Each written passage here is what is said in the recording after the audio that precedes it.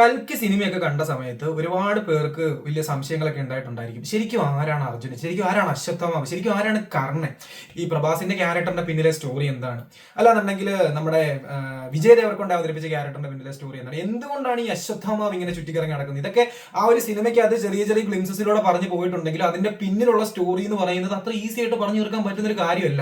ഒരു സിനിമയായിട്ടോ may be ഒരു 4-5 സീസണുള്ള series ആയിട്ടോ ഇറക്കിയാൽ പോലും ചിലപ്പം അതിന്റെ കഥ തീരത്തില്ല. അത്രയും വലിയൊരു സ്റ്റോറി അതിന്റെ പിന്നിലുണ്ട്. മഹാഭാരതത്തിന്റെ പിന്നിൽ അത്രയും വലിയൊരു സ്റ്റോറി ഉണ്ട്. അപ്പൊ ആ ഒരു സ്റ്റോറി അറിയാൻ ഒരുപാട് പേർക്ക് താല്പര്യം ഉണ്ടായിരിക്കും. ഒരു ആനിമേറ്റഡ് സീരീസിന്റെ പരുവത്തിൽ ഈ ഒരു സംഭവം അറിയണം, യുദ്ധത്തിനകത്ത് നടന്ന കാര്യങ്ങൾ, ആ ഒരു യുദ്ധത്തിലെ ഈച്ച് ആൻഡ് എവരി സീക്വൻസസ് വളരെ പെർഫെക്റ്റ് ആയിട്ട് വ്യക്തമായിട്ട് കാണണമെന്നുണ്ടെങ്കിൽ നെറ്റ്ഫ്ലിക്സിൽ ഒരു മാരക ഐറ്റം ഇറങ്ങിയിട്ടുണ്ട്. അതിന്റെ പേരാണ് കുരുക്ഷേത്രം. ഇത് ഫോക്കസ് ചെയ്യുന്നത് ആ ഒരു യുദ്ധത്തിനെയാണ്. അതായത് മഹാഭാരത യുദ്ധം 18 ദിവസം നീണ്ടു നിൽക്കുന്ന ഒരു വലിയ സംഭവമാണ്. അപ്പൊ ആ ഒരു 18 ദിവസത്തിനിടയിൽ നടക്കുന്ന കാര്യങ്ങളെയാണ് ഈ ഒരു സീരീസ് മെയിൻ ആയിട്ട് ഫോക്കസ് ചെയ്യുന്നത്. 18 എപ്പിസോഡാണ് ഈ ഒരു ആനിമയ്ക്കുള്ളത്. അപ്പം മെയിൻ സ്റ്റോറി, അതായത് പകിടകളി, അതുപോലെ തന്നെ കുരുവംശത്തിന്റെ ആ ഒരു ഉണ്ടാവല്, ഇനി അതല്ലാന്നുണ്ടെങ്കിൽ പാണ്ഡവും ധൃതരാഷ്ട്രനും തമ്മിലുള്ള പരിപാടി, അങ്ങനെയൊന്നും ഇല്ല. അതായത് ആ കാര്യങ്ങളൊന്നുമേ ഇവർ കാണിക്കുന്നില്ല. ഒരു മെയിൻ ആയിട്ട് ഫോക്കസ് ചെയ്ത് പോകുന്നത് ആ 18 ദിവസത്തെ യുദ്ധം. അപ്പൊ ഈ യുദ്ധം നടന്നു പോകുന്ന ഓരോ മൊമെന്റിലും ഓരോ ക്യാരക്ടേഴ്സിന്റെ ഫ്ലാഷ് ബാക്സ് കാണിച്ച് സ്റ്റോറീസ് ഇങ്ങനെ കണക്ട് ചെയ്ത് കൊണ്ടുപോകുന്നുണ്ട്. അപ്പൊ നമുക്ക് ആ ഒരു ഫ്ലാഷ് ബാക്സിലൂടെ എന്താണ് ഇവരുടെ പ്രശ്നം, ഇവരെന്തുകൊണ്ടാണ് ഈ യുദ്ധം ചെയ്യുന്നത്, അതുപോലെ തന്നെ ഈ യുദ്ധത്തിനകത്ത് പങ്കെടുക്കുന്ന ഓരോ ആൾക്കാർക്കും ഇടയിലുള്ള പക, അല്ലെങ്കിൽ എന്ത് ചെയ്യാൻ വേണ്ടിയാണ്, അല്ലെങ്കിൽ എന്ത് റിവെഞ്ചിന് വേണ്ടിയാണ് ഇവിടെ വന്നേക്കുന്നതെന്നൊക്കെ ഉള്ളത് വളരെ പെർഫെക്റ്റ് ആയിട്ട് മനസ്സിലാവും.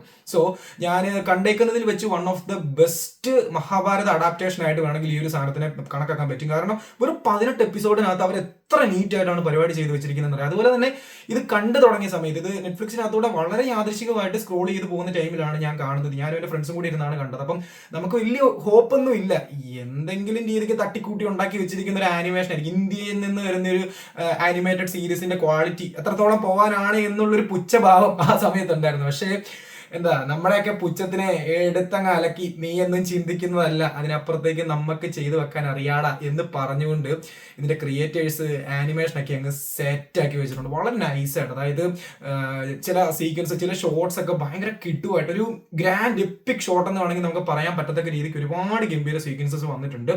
ബാക്ക്ഗ്രൗണ്ട് സ്കോർസും ഉള്ളായിരുന്നു. അതുപോലെ തന്നെ ഡബിങ്, ഞാൻ മലയാളം ഡബ് ഇത്ര പെർഫെക്റ്റ് ആയിട്ട് ഒരു സീരീസിന്റെ കാണുന്നത് ആദ്യമായിട്ടാണ്. അതായത് നമ്മുടെ ശകുനിയുടെ ക്യാരക്ടറൊക്കെ ഇല്ലേ, നമ്മൾ കുട്ടിക്കാലത്ത് സീരിയലിനകത്തൂടെ കണ്ടിട്ടുള്ള മഹാഭാരതത്തിലെ ഒരു ശകുനിയുടെ ക്യാരക്ടർ ഉണ്ട്, ആളുടെ സൗണ്ട്, മലയാളത്തിലെ ഡബിങ് സൗണ്ട് ഭയങ്കര കിടുവായിരുന്നു. എൻ്റെ മനസ്സിൽ എപ്പോഴും ഉള്ളിൻ്റെ ഉള്ളിൽ കിടക്കുന്ന ആ ഒരു ശകുനിയുടെ ക്യാരക്ടർ എന്ന് പറയുന്ന ആളുടെയാണ്. കാരണം ആ ഒരു സൗണ്ടൊക്കെ അത്രയും പെർഫെക്റ്റ് ആയിരുന്നു. സെയിം ഡബിങ് ആർട്ടിസ്റ്റ് തന്നെയാണ് ഇവിടെയും ശകുനിയുടെ സൗണ്ടിങ് കൊടുത്തിട്ടുള്ളത്, ഈ ശബ്ദം കൊടുത്തിട്ടുള്ളത്.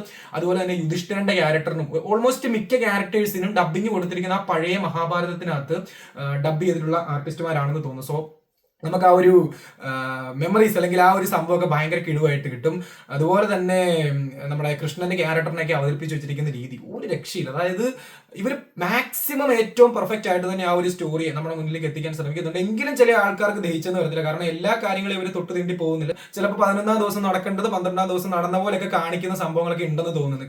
ഓരോ ആൾക്കാരും ഓരോ രീതിക്കാണ് മഹാഭാരതം വായിച്ചും കേട്ടും ഒക്കെ മനസ്സിലാക്കിയിരിക്കുന്നത്. സോ എല്ലാവർക്കും അങ്ങനെ ഒരു ആക്യുറസി തപ്പിപ്പോയി കഴിഞ്ഞാൽ ചിലപ്പം ഇഷ്ടപ്പെട്ടു എന്ന് വരത്തില്ല. പക്ഷെ അതൊക്കെ മാറ്റി നിർത്തിയിട്ട് നമ്മളൊക്കെ കുട്ടിക്കാലം മുതൽക്കേ തന്നെ കേട്ട് വരുന്ന ആ ഒരു മഹാഭാരതം എന്ന് പറയുന്ന സ്റ്റോറി നല്ല കിടുവായിട്ട് കാണണമെന്നുണ്ടെങ്കിൽ ഈ ഒരു സീരീസ് നിങ്ങൾക്ക് ട്രൈ ചെയ്യാം. കാരണം ഒരു 18 എപ്പിസോഡുള്ളൂ, 30 മിനിറ്റ് ആണ് ഓരോ എപ്പിസോഡിന്റെ ഡ്യൂറേഷൻ വരുന്നത്. ഓരോ എപ്പിസോഡിനകത്ത് ഓരോ ക്യാരക്ടറിനെ ഫോക്കസ് ചെയ്ത് അവരെന്തുകൊണ്ടാണ് ഈ യുദ്ധം ചെയ്യുന്നത്, അവരുടെ പിന്നിലെ കഥ എന്താണ്, അങ്ങനെയൊക്കെ കാണിച്ചുകൊണ്ട് പോകുന്നത് കൊണ്ട് തന്നെ നമുക്ക് വളരെ ഇൻട്രസ്റ്റിംഗ് ആയിട്ട് കാണാൻ പറ്റും. ഒരു സിംഗിൾ സെക്കൻഡിൽ പോലും നമുക്ക് ലാഗ് അടിക്കത്തില്ല. കാരണം അത്ര പേസിംഗ് ആയിട്ടാണ് സംഭവങ്ങളെ കൊണ്ടുപോകുന്നത്. ഈ ക്യാരക്ടേഴ്സിനിടയിലുള്ള യുദ്ധങ്ങളുടെ സീക്വൻസസ് ഒക്കെ ഭയങ്കര കിടുവായിട്ട് ചെയ്തു വെച്ചിട്ടുണ്ട്. ഇപ്പൊ ഇവരുടെ ആയുധങ്ങളും അതുപോലെ തന്നെ യുദ്ധത്തിലെ തന്ത്രങ്ങളെ പറ്റിയും അന്തക്കാലത്തിൽ ഇവര്, അല്ലെങ്കിൽ ആ ഒരു ടൈമിൽ മഹാഭാരതം പോലുള്ള ഒരു ടൈമിലൊക്കെ ഇവരെങ്ങനെയാണ് ഈ രാജതന്ത്രങ്ങളും പരിപാടിയൊക്കെ ചെയ്തേക്കുന്നത് എന്നുള്ളത് പല ആൾക്കാർക്കും അറിയത്തില്ലായിരിക്കും. അപ്പൊ അതിനൊക്കെ വളരെ നീറ്റ് ആൻഡ് പെർഫെക്റ്റ് ആയിട്ട്, ഇപ്പൊ ചക്രവ്യൂഹവും അങ്ങനത്തെ കാര്യങ്ങളൊക്കെ, അതുപോലെ തന്നെ ഓരോ അസ്ത്രങ്ങളെയൊക്കെ വളരെ നൈസ് ആയിട്ട് പ്രസന്റ് ചെയ്ത് വെച്ചിട്ടുണ്ട്. അപ്പം ഇതിനെപ്പറ്റി ഒന്നും യാതൊരു തരത്തിലുള്ള ഐഡിയ ഇല്ലാത്ത ഒരാൾക്കും പെട്ടെന്ന് ഇത് ക്ലിക്ക് ആവും. സോ എനിക്ക് ഭയങ്കരമായിട്ട് ഇഷ്ടപ്പെട്ട സംഭവം. ഒരു പെട്ടെന്നൊരു അപ്രതീക്ഷിതമായിട്ടുള്ളൊരു നല്ല എക്സ്പീരിയൻസ് ആയിരുന്നു ഈ ഒരു മഹാഭാരതം, അല്ലെങ്കിൽ ഈ ഒരു കുരുക്ഷേത്രം എന്ന് പറയുന്ന ആനിമെ. സോ നിങ്ങൾക്ക് കുരുക്ഷേത്ര യുദ്ധം എന്താണെന്ന് അറിയാനും, അതുപോലെ തന്നെ ഇപ്പം ഈ കൽക്കി സിനിമയുടെ ഒക്കെ അവസാനം കണ്ട ആ ഒരു സംഭവമൊക്കെ കുറച്ചും കൂടെ നല്ലപോലെ കണക്ട് ആവണമെന്നൊക്കെ ഉണ്ടെങ്കിൽ ഒന്ന് ട്രൈ ചെയ്ത് നോക്കുക. നല്ലൊരു എക്സ്പീരിയൻസ് ആയിരിക്കും കിട്ടുന്നത്.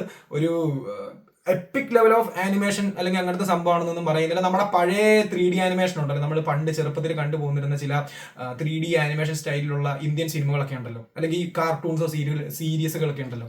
അപ്പൊ അതിനെ ഒന്നും കൂടെ മെച്ചപ്പെടുത്തി അവരുടെ ആ ഒരു ആനിമേഷൻ ക്വാളിറ്റിയിലൊക്കെ നല്ല ഇമ്പ്രൂവ്മെന്റ്സ് കൊണ്ടുവന്ന് സെറ്റാക്കി വെച്ചിരിക്കുന്ന ഒരു ഐറ്റമാണ്. സോ ഒന്ന് ട്രൈ ചെയ്ത് നോക്കുക, നിങ്ങൾക്ക് ഇഷ്ടപ്പെടാൻ നല്ല ചാൻസ് കാണും.